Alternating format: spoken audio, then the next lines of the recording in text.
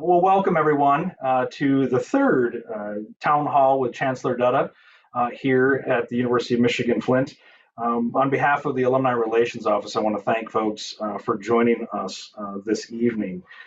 We launched this series with the Chancellor a bit after the pandemic started, but saw this as a great opportunity to engage with alumni. And I think in some ways we've discovered we're doing a great job with engaging with alumni with these. The geographic reach that we're having with these virtual events has been sort of fantastic to see, and I suspect we'll continue to do some more of these even after the pandemic.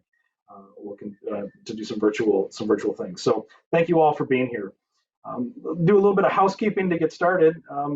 Our goals for the evening will be to do really three things. Those will be to provide a campus update to folks that the Chancellor will be doing. We also, when we embarked on the effort of these town halls, so much of the connection that our alumni have with our campus is through their academic disciplines and through the schools and colleges from which they graduated. And so we really felt it important in these town halls to include the deans as well as faculty members. And so I think that's the third piece of what we hope to achieve tonight is I think what we do best at the university, and that is sort of intellectual stimulation, engaging our expert faculty members with our alumni and with our community to discuss, explore the contemporary topics of our time.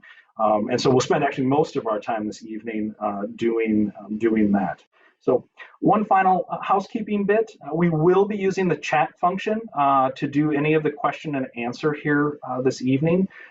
Chancellor does have another phone call that he has to get to around 7 o'clock or so. So after he wraps up his remarks, or while he's making his remarks, if somebody specifically came with a question directed for the Chancellor, I would encourage you to go ahead and put those in the chat now or while the Chancellor is doing his presentation.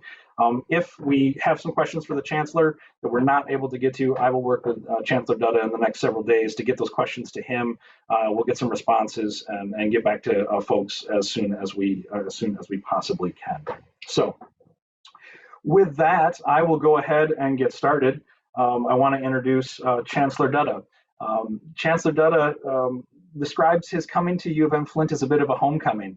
He spent the first 20 years of his academic career as a faculty member at the University of Michigan in Ann Arbor at the College of Engineering. And many of you may know his wife Fontenay was a faculty member here at the University of Michigan-Flint during that period. After his time at Ann Arbor, he then went on to become the Associate Provost and Dean for the Graduate College at the University of Illinois, Urbana-Champaign, which I discovered today is the alma mater of Dean Gano-Phillips. So, which interesting connection in getting prepared for tonight. After that, he spent time at Purdue University as the Provost and Executive Vice President for Academic Affairs and Diversity. And then finally, before coming to U of M Flint, served as the Chancellor at Rutgers University. But I think most importantly to this audience, it's his position of Chancellor at the University of Michigan-Flint. He has been with us for just over a year and a half now. And I guess now that means a majority of your time has been spent in dealing with the outfall of the pandemic. But I have to say, despite the cards that Chancellor Dutta was dealt with the pandemic, he is making U of M Flint a better place. I think I speak for all of us when I say that we're grateful to have you here. And that the vision, transparency, inclusiveness, and innovative ideas that he has brought are exactly what this campus needs at this time. So thank you for being here, Chancellor. Well, thank you, Brent. It's a pleasure to be with all of you today, or this evening. As Brent mentioned, it is for me and my wife homecoming. We have returned back to Michigan, Ann Arbor, Flint. And although, yes, it is also true that a majority of the months that I've been Chancellor has been in Zoom now, because just about 7 months into the chancellorship, the pandemic hit.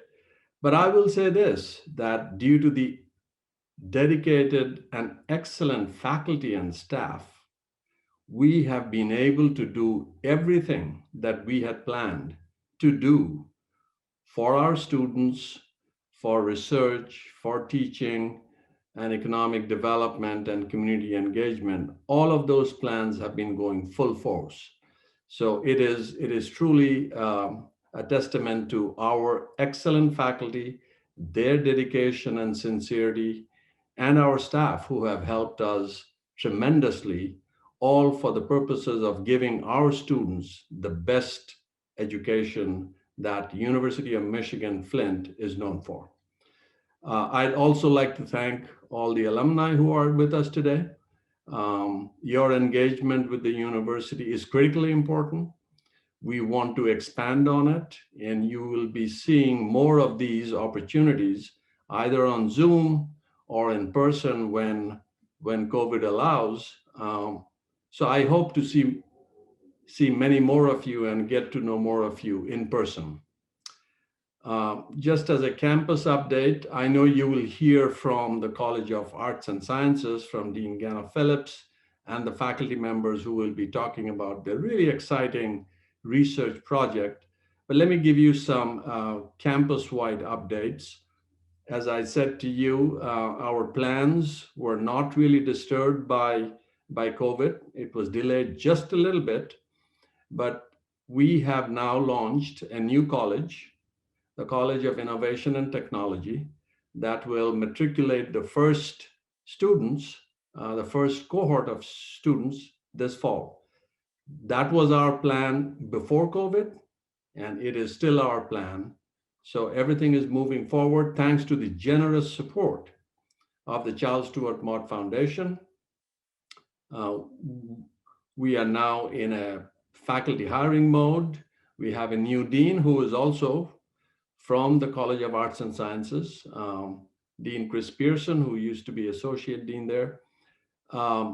So I expect a lot of collaboration between this College of Arts and Sciences and the new College of Innovation and Technology. There are intellectual synergies that our students will benefit from, but there are organizational synergies, there are research opportunities, which all of those over time, the campus will benefit from. I'd like to draw your attention, excuse me, I'd like to draw your attention to the fact that we, through the good work of Mary Jo, who's sitting here with us, we have been able to increase the number of endowed professorships for our excellent faculty from 3 last year to 12 this year. So that's a 4 times. It's really good, and I'm very excited and happy about this. We have top-notch faculty. We should be able to recognize their excellence, and it is also an opportunity for us to nationally compete and get top talent. So with these additional 9 endowed professorships, we will recognize and reward our faculty members, and we will also compete nationally for attracting top talent, top faculty talent to U of M Flint. I mentioned about economic development. We created a new office just by consolidating 3 distributed offices, and the new one is Office of Research and Economic Development.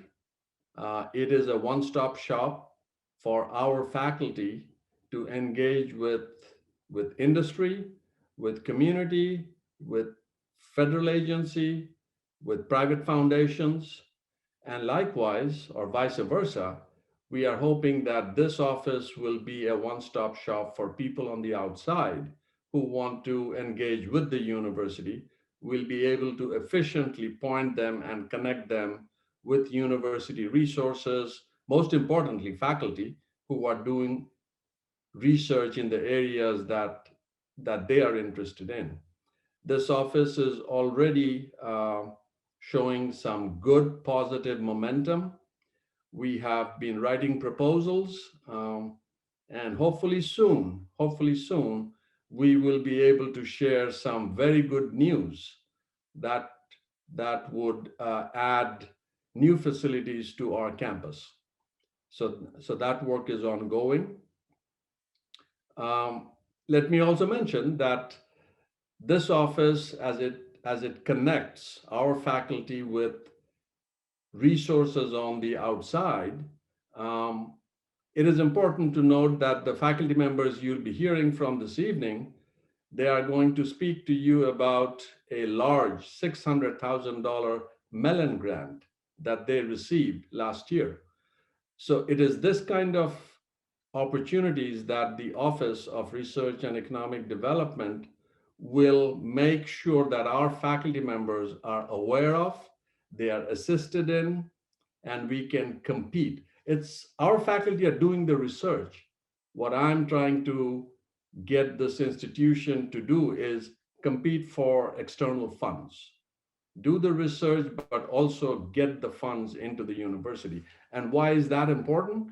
Well, it is important because given where state appropriations are, given where the enrollments are or have been for the past 6 years, we have to look for ways to open up new sources of revenue.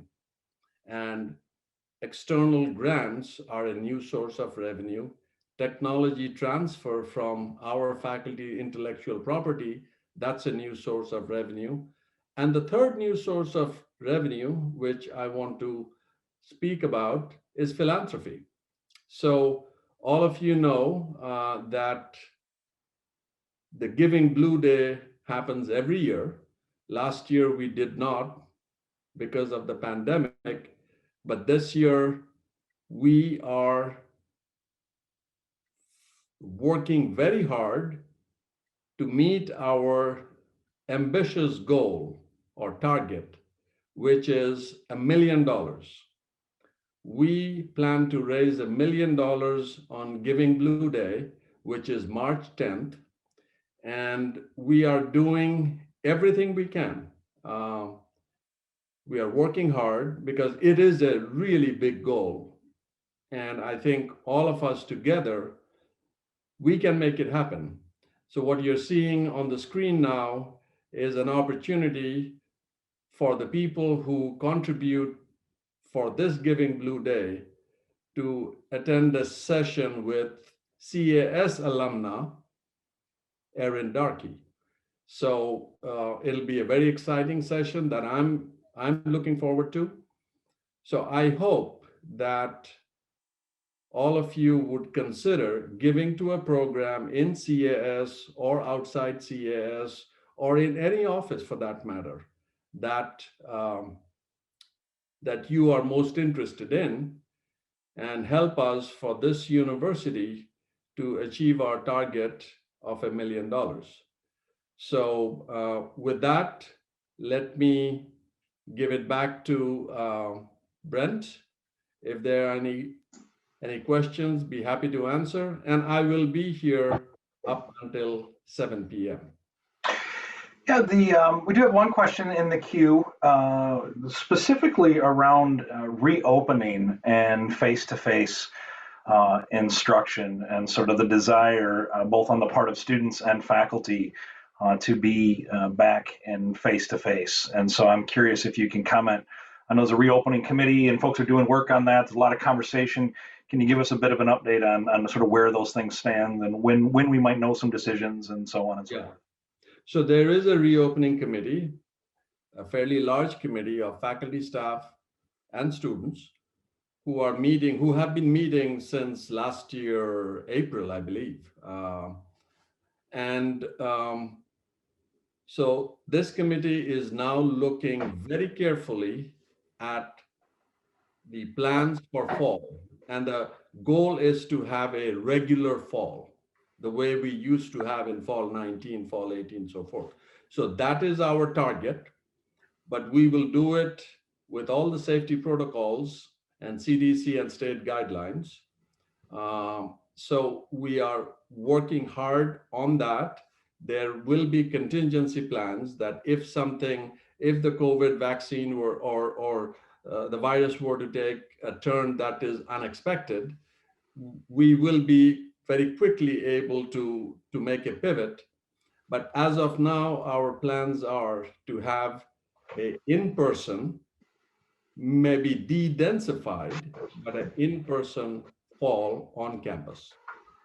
And I hope with the vaccines available and the virus and the infections stabilizing and making a downward turn in the state of Michigan and in many other places, we just are very hopeful.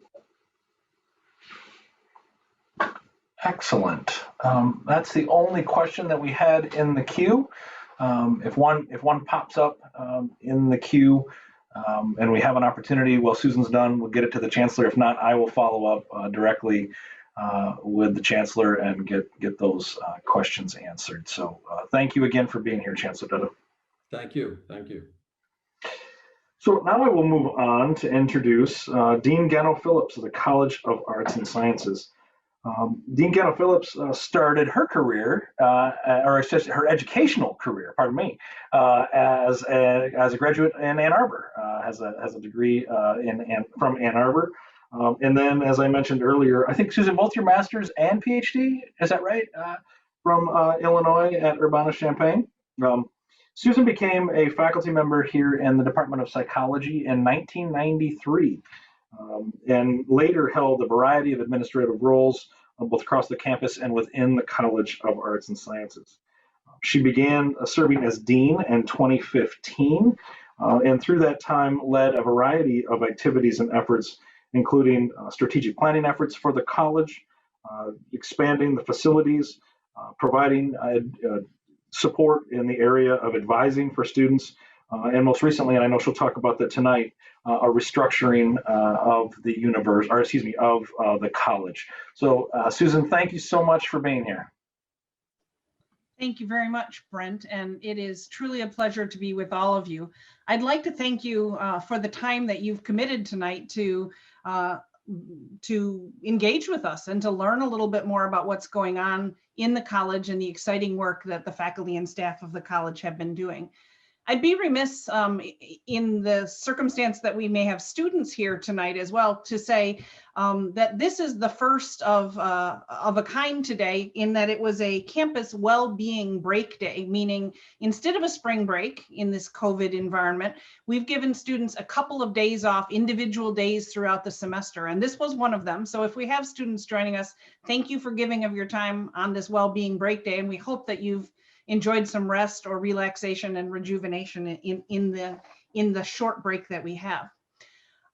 The college is a vast entity, as anyone who has been affiliated with it knows. So I'm going to try in about 10 minutes to give you some high-level updates about what's going on in the college. So Nick, if you will go ahead and advance the slideshow on and go ahead right to the second screen.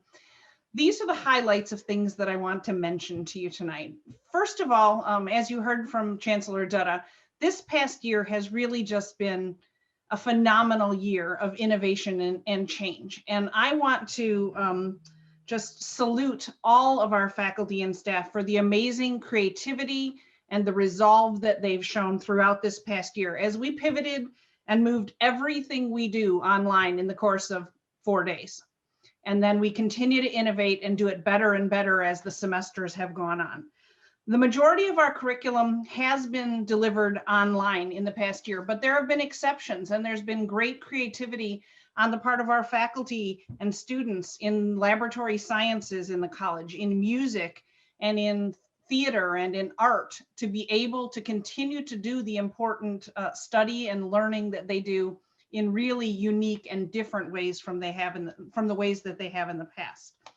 One of the results of all of the changes we've experienced over the last year is that more of our programs are moving to a permanent direction of online program delivery. And we're very excited not only for the existing programs that we deliver in a fully online environment, but to make our programs more accessible to a greater variety of students who we know are more often than not working half or full time, or who have family and other work obligations, and for whom a high quality online learning experience is the only way that they're going to be able to pursue their educational goals and dreams at this point. There are 4 key areas that have been a focus of our work in recent times and will be as we continue to move forward. You can see them listed here, and I'll just have one slide on, I believe, each of these to talk to you about. So next slide, please. The first innovation and change that is going on, and it's a very recent change approved, I think, just last week by the Board of Regents, is that the college will be restructuring from our current departmental structure, which includes 18 departments, to a new structure with 6 multidisciplinary departments. And those changes will become effective this summer. So when students and faculty and folks hopefully can be back on campus by fall, we'll be in this new structure. This was really predicated upon the fact that a lot in higher education is changing. And one of the changes that we're seeing as liberal arts and sciences programs is that more interdisciplinarity and more collaboration is essential for preparation of students for the world of work that they're going into. The problems that we're trying to solve as a society are highly complex and interrelated. And so we are really hopeful that this new structure will allow our faculty both to better prepare students through collaborative initiatives, as well as to create research opportunities to pursue the kinds of external grant making that Chancellor Dutta was talking about in the future. The second initiative on the next slide is really curricular in focus. And I'm very excited about both the revisions that are ongoing in the wide variety of programs we offer across the college, but also about some new programs that for the most part have been focused on interdisciplinarity. So you can see the list here. They range from everything from sustainable chemistry and how chemistry can be less adversely impacting our environment, to urban studies, which cuts across sociology and political science and public administration kinds of domains, to a data analytics program that we're in the process of approving right now for delivery in the coming year, that will actually have faculty involved from all 5 existing colleges across the university. So this will involve nursing, and it will involve public health, and it will involve educators and social work faculty, as well as business faculty, in addition to College of Arts and Sciences faculty. This is the kind of curriculum we believe more institutions will be moving toward to meet the demands of society for well-prepared graduates who can step right into important roles in corporations and in nonprofit environments to be able to advance the work that's going on there. We're also working on our graduate programs and thinking a lot more about the ways in which learning is going to need to be in the future, an increasingly lifelong enterprise. We want candidates' educational opportunities to be bite-sized, if you will. We want people to be able to try out opportunities with a small certificate, not necessarily enrolling in a full degree program or even a graduate degree program. What they might actually need is a very specific kind of skill set that can happen. And so you will see in the curricular offerings of the college, and I think across the entire university in the years to come, much more innovative and less traditional degree offerings and programmatic offerings, including stackable credentials, where maybe an individual will be able to select from a variety of certificates and create a made-to-order graduate degree that really best suits the needs they have for their work environment. There are many, many other programs beyond those listed here that are doing significant revisions to ensure that their programs are relevant and best preparing students for the world after graduation. And I'm immensely thankful for the faculty and their ingenuity in kind of developing this wide variety of curricular opportunities. The third initiative that I wanted to speak to you about briefly tonight involves our efforts to improve student success at this campus. we have many initiatives underway, but I wanted to highlight two things for you right now. The first involves our advising programs. And in the last 3 years, we've been able to hire all of the folks that you see on the screen here to serve as professional staff advisors to the students of the College of Arts and Sciences.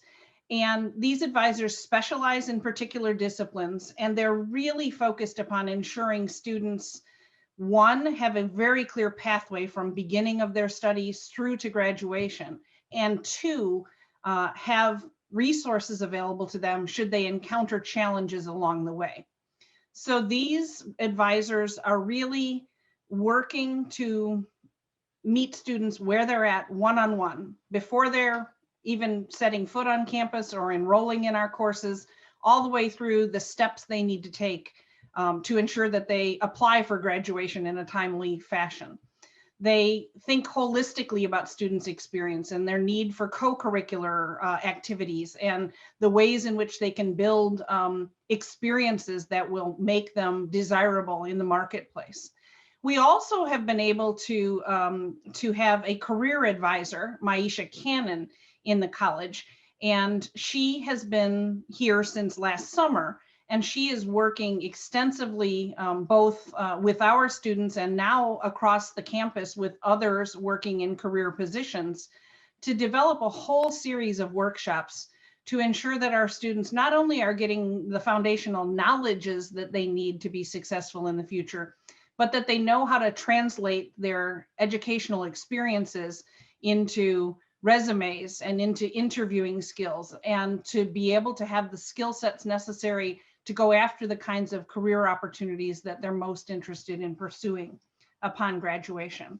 We see these as essential to student success in the coming years.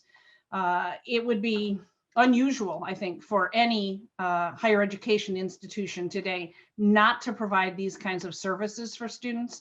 And we're not doing this to keep up with others. We're doing this because we think that every student who starts here should pursue and complete their degree at UM-Flint. And we want to do everything in our power to support that. The final initiative that I wanted to speak with you about is on the next slide. And it relates to various facilities enhancements that we have pursued across the college for all of our various programs.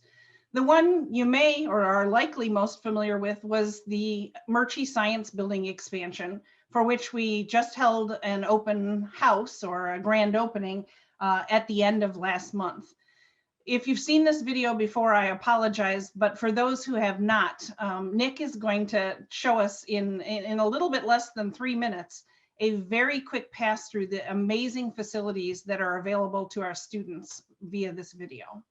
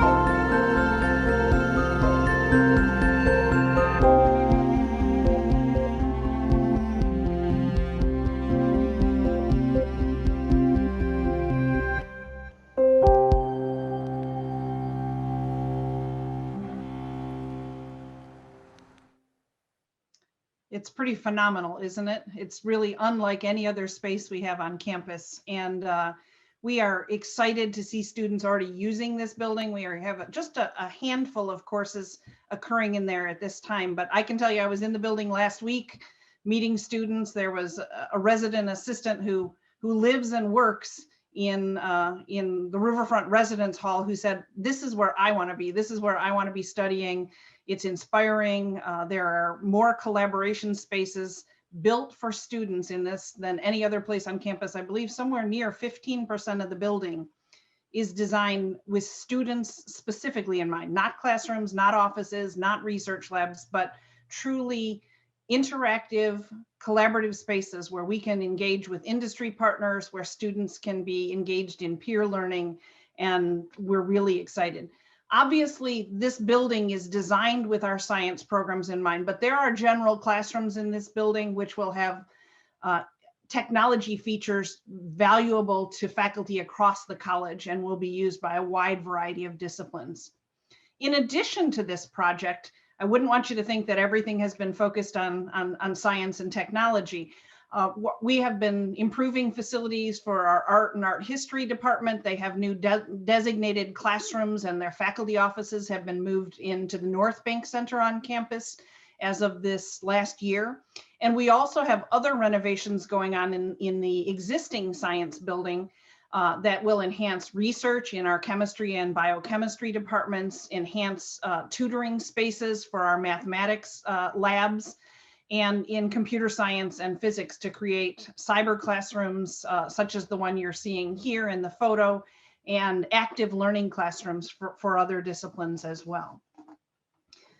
We will keep up these facilities enhancements. We know that students need different kinds of technologies and facilities to enhance their learning experiences in the years to come. Now, to get ready to close out my presentation, which I'm sure is running long, I do want to speak to the revenue diversification on the next slide that Chancellor Dutta spoke of earlier. I think it's important for alumni to know and for the world to recognize that universities have seen divestments in state support of higher education over the years. So in the time that I've been at the University of Michigan-Flint, the state contribution to UM-Flint's budget has declined from 56% of our budget to now less than 20% of our budget. And to alleviate the burden on students in the form of tuition, we really do need to pursue other sources of revenue to keep education affordable for our students. And as the Chancellor mentioned, we are doing this through a variety of initiatives. You're going to hear a bit more about an external grant that a couple of our phenomenal junior faculty have pursued and achieved. But we're also working with the new Office of Research and Economic Development to ensure industry-sponsored projects that give students relevant experiences and skills so that they're ready to enter the job market. We're pursuing philanthropy in a variety of ways, and you heard about Giving Blue Day. I thought I would tell you what the focus of the college will be this year, and that is to enhance the endowment that we have established for what is called the CAS Opportunity Fund. This fund helps us to support students in a wide variety of ways. These include financial support for things like study abroad experiences, participation in competitions like a drone competition or a computer programming competition, a hackathon that was held a couple of years ago, or participation in professional conferences, engagement in lab or field-based research, or even other forms of community engagement. And we know how critical these experiences occurring alongside our faculty and with their guidance and mentorship can be for our students' preparations for their life after graduation.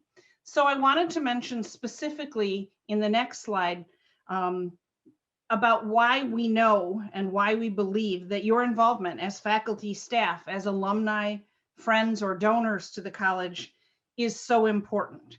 We know there are many ways you could become involved with us. And while I've only been able to scratch the surface of the activities that are going on across the college tonight, I hope that you will be inspired to consider various ways in which you would like to be involved.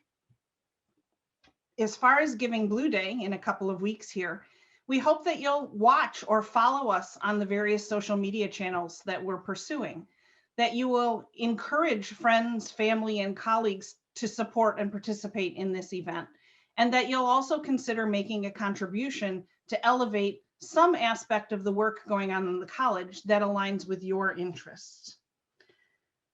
I want to thank you once again for your time tonight, and I hope that these updates have been useful to you, and I'm happy to take questions at this point if you have any, or I can take them at the conclusion of the program if we want to move on as well. We'll let Brent tell us whether he'd like us to just move forward or take questions.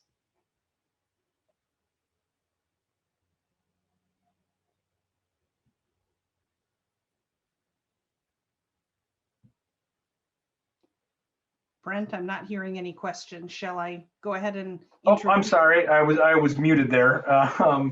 The 2020 faux pas of the year. I forgot to unmute myself. We didn't get any questions. Nick, go ahead if you want to pull this slide down for just a second. But what we did, Susan, we got a bunch of, wow, what a building. I can't wait to see that. I can't wait to tour it. We do hope, as things loosen up with the pandemic, we will be doing some tours in the space. We also, Susan did not mention our Elements of Success campaign that we launched a couple of years ago now with our beautiful donor wall installation. It's unbelievable. I was moved when I saw it.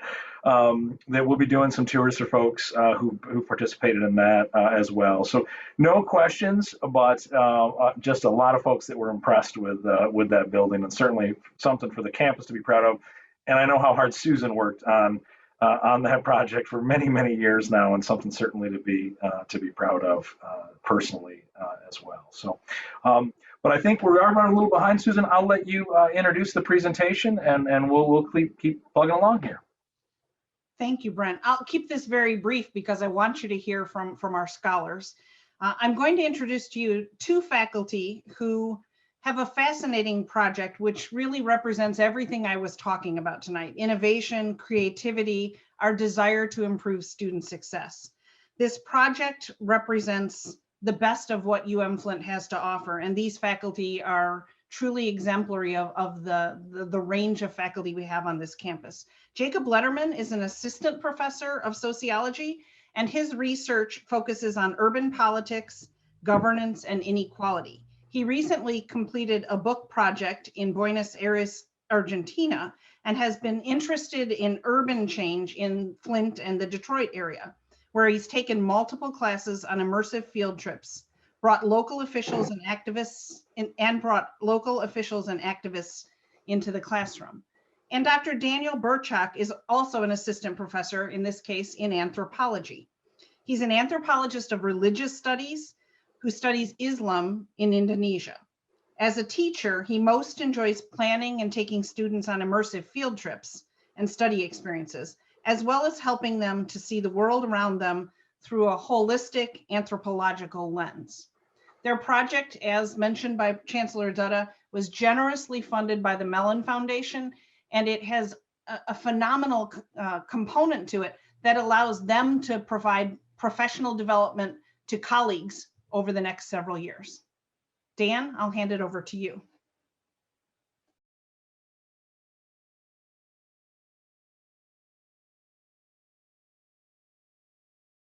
All right, thank you, Susan. Let me unmute, and then it's, let me screen share, and we can get started.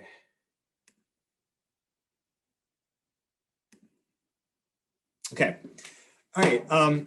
Hi, everyone, and thank you, Dean Gano-Phillips, for that introduction, as well as both you and Chancellor Dutta for the opportunity for Professor Letterman and I to talk about our Mellon grant today. We very much appreciate it.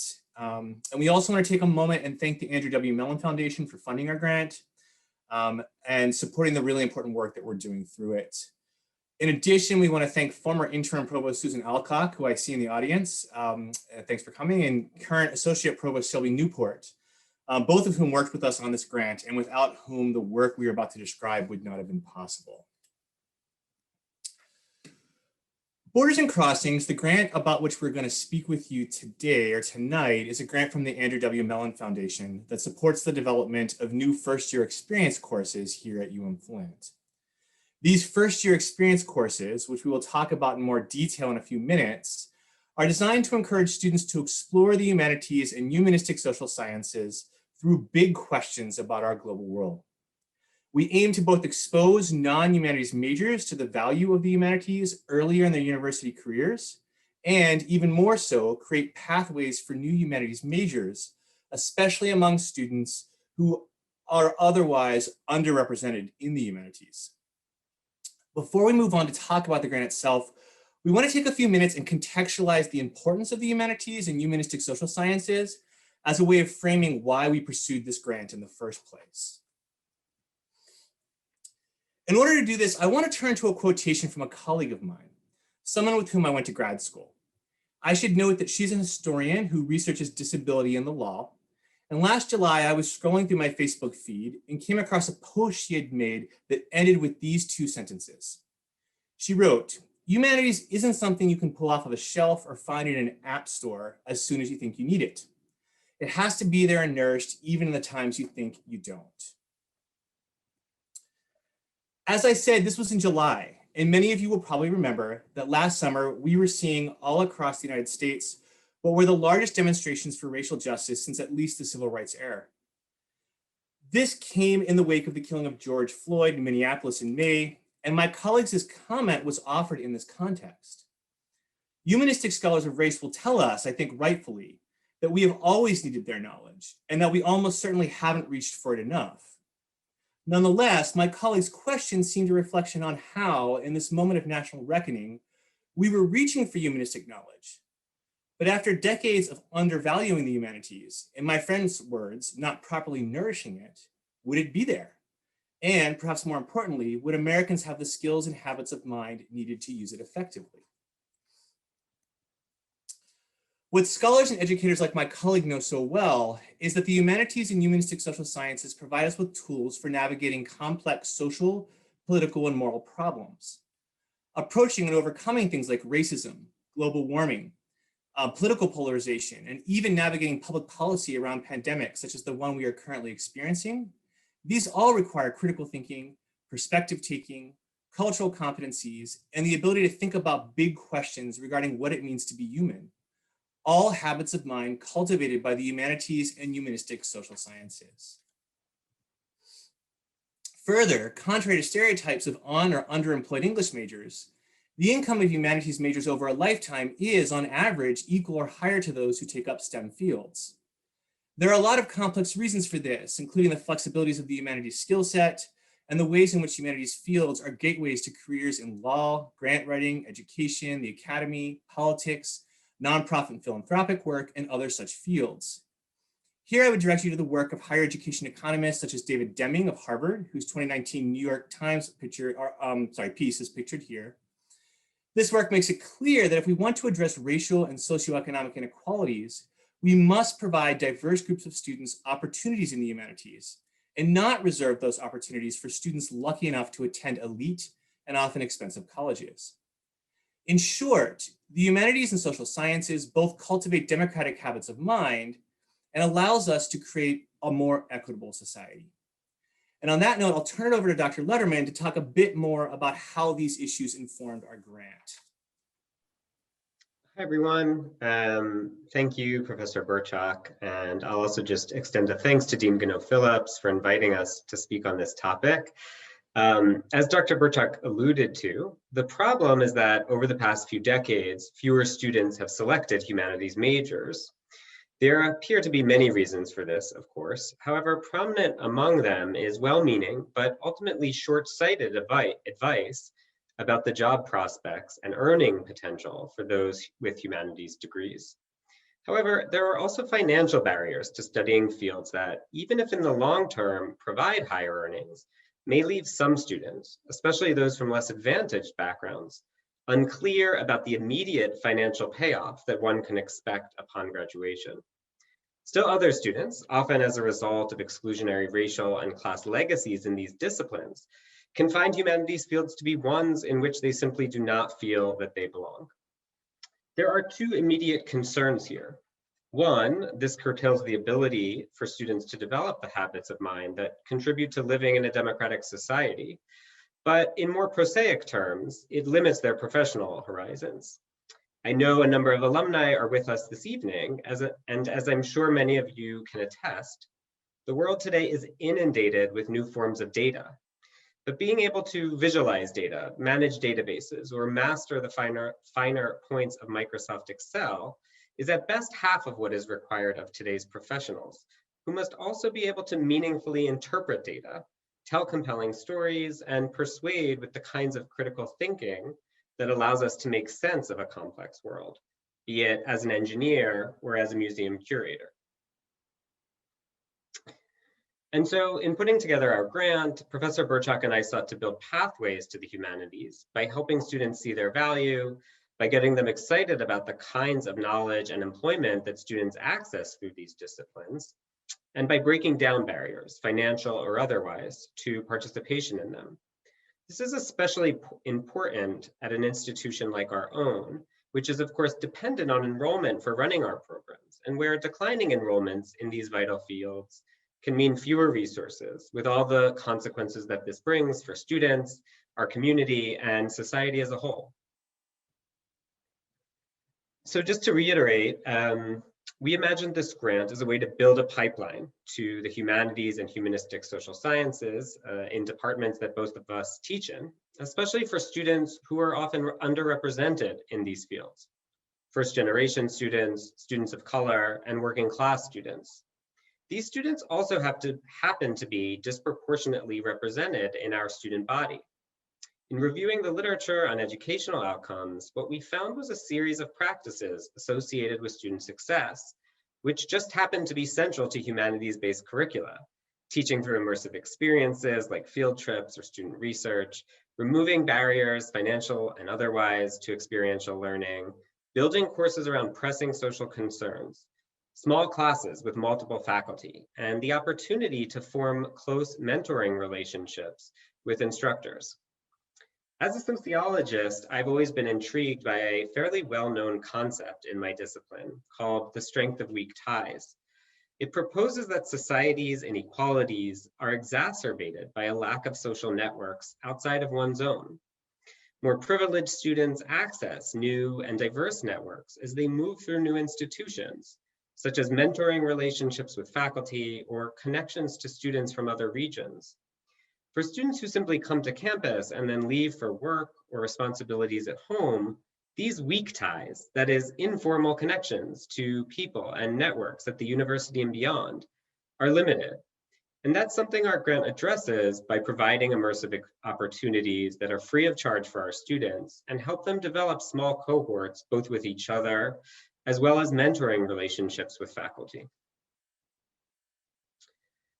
So after having a preliminary conversation with Mellon, we put forward the grant that was eventually awarded funding. As Professor Burchak noted earlier, it's called Borders and Crossings, Exploring Global Questions at the University of Michigan-Flint, and it aims to foster the creation of new first-year experience courses that incorporate humanities-based methods of inquiry to address questions about Flint's place in a global world. It's important to note that we decided to use this grant to focus specifically on the creation of new first-year experience courses. FYEs are courses that all of our first-year students take. They are by design interdisciplinary, and therefore are spaces where faculty members can use humanities methods and pedagogies to introduce students to college-level inquiry. They are, in this sense, an ideal space to create new pathways to the humanities. So to facilitate the creation of these new first-year experience courses, the grant provides up to 10 faculty members in winter 21 right now, and in winter 22, the opportunity to participate in a course design workshop. In the workshop, faculty plan new first-year experience courses that include field trips, public speakers, and multi-day travel. The courses address what the Mellon Foundation calls grand challenge questions, tied to urgent social, moral, and political concerns related to Flint's place in a global world. At the end of each workshop, 2 of the courses developed through it are selected to run in subsequent winter semesters. Importantly, each of these courses receives a $35,000 budget for immersive experiences, and faculty members are given release time from teaching to prepare the course the first time they teach it. Also really important here is that each of these courses is team taught by 2 faculty members and capped at 25 students to promote the kind of mentoring relationships and encourage a sense of belonging among our students. By winter 2023, we'll be running 5 such courses, including our own pilot course, which Dr. Burchak will tell you a bit more about now. Thanks, Professor Letterman. Before I do that, let me note that our first workshop, as Dr. Letterman said, is currently underway. And we have 8 faculty participants, some of whom I also see in the audience, so thanks for coming, working on 5 different courses, 2 of which will be selected to run next year. We're excited by the work our colleagues are doing as their courses focus on really interesting topics, such as rivers and waterways in our region and beyond, Native American language and knowledge traditions, oral histories of automobiles and roads and the borders and crossings they create, language and globalization in Michigan and China, and intergroup dialogue. It's a great group, and we've really enjoyed thinking with them over the past several weeks. As we've been leading the workshop, Professor Letterman and I have also been running the program's pilot course, which we titled I Need a Passport for That. The course looks comparatively at Michigan and Ontario, and in particular, deindustrialization in both places through the lens of globalization and immigration. We really are trying to get students thinking about how Flint is not left out of the global, but is instead very much a product of global processes. Initially, we had planned several field trips to parts of Southeast Michigan and had intended to take students for a 5-day trip to Canada. Unfortunately, due to COVID-19, we've been forced to teach the course online this semester, and this has made such immersive experiences impossible. This has been disappointing, obviously, but nonetheless, we've still managed to put together some pretty exciting programming for our students and the broader UM-Flint community. We've been reading history, poetry, sociology, and anthropology. We are doing virtual tours of Southeast Michigan's immigrant enclaves, such as those found in Dearborn and Banglatown and Detroit and Hamtramck. And we are holding a 3-part public event series as part of the course. Our first of such events was a few weeks ago when we virtually brought Andrew Highsmith, the historian of race and urban development in Flint in the US, to campus for a public conversation that was attended by students, faculty, staff, and community members. I will quickly note that our second event is going to be tomorrow evening from 4 to 5:30. It's a panel discussion with labor leaders from the US and Canada, looking at the past and futures of the labor movement in both countries. Our students have prepared questions for the panel, good questions, I have to say. So if you're free, come on out tomorrow night for what will be a great event. One last thing that we'd like to note is that we've recently started a conversation with colleagues at McMaster University in Hamilton, Ontario about next year's course. We're hoping that the public health situation will allow us to bring students to Hamilton to learn about deindustrialization there. And our colleagues at McMaster are exploring the possibility of bringing their students to Flint to do the same here. These exchanges illustrate just how productive the grant has already been, allowing us to envision these sorts of border crossing, network expanding, and life-changing experiences for our students. On that note, I'll bring our presentation to a close. First and foremost, by again extending our heartfelt thanks to the Mellon Foundation for providing this opportunity to us, our students, and the University of Michigan-Flint. As my colleague with whose quote we began this presentation suggested, nourishing the humanities and humanistic social sciences is essential for living in a democratic society. This is particularly so at our campus, at a campus such as our own, which serves such a diverse cross-section of Michigan's population. We all have a part to play in this, and supporting the humanities in the 21st century will require new and ongoing commitments by state and federal governments, institutions of higher learning, museums and art organizations, and private donors and foundations. The Borders and Crossings Grant is part of these broader efforts, and it has inspired us and many of our colleagues, reminding us of the transformative power of the humanities and humanistic social sciences in our classrooms, in our local communities, and in our global world. Again, we want to thank you, Dean Gano-Phillips and Chancellor Dutta, for the opportunity to share our excitement with the community today. And thank you to the audience for your time and interest. Professor Letterman and I, if it's not clear, really enjoy talking about this work. And so we're passing along our email addresses here. If anyone out there wants to reach out to us, we would gladly pass along the bibliography we put together in writing the grant, or better yet, set up a coffee or other meeting to discuss the work and possibilities for the future. Otherwise, we look forward to your questions and comments, and thank you all so very much.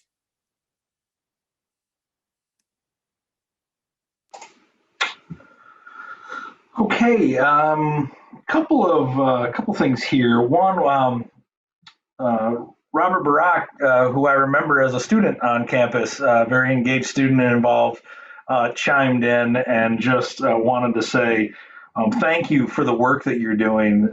He is a political science graduate who then went on to do some postgraduate work at Harvard. Actually, took some courses there. And focused on data analytics and city government, now running a consulting firm, and really appreciates the exposure he had to the humanities and his humanities degree, and is one of those examples that you mentioned earlier.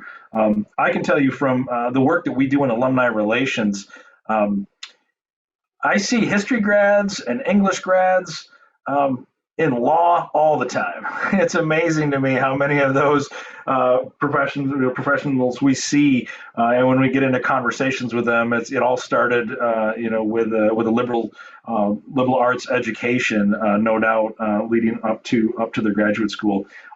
Some interest in this idea of weak ties. Can you guys expand on that a little? It seems like that's a very central theme to this grant, and again, my total bias, that's one of the challenges I've seen in alumni relations with the humanities and with the College of Arts and Sciences in some ways.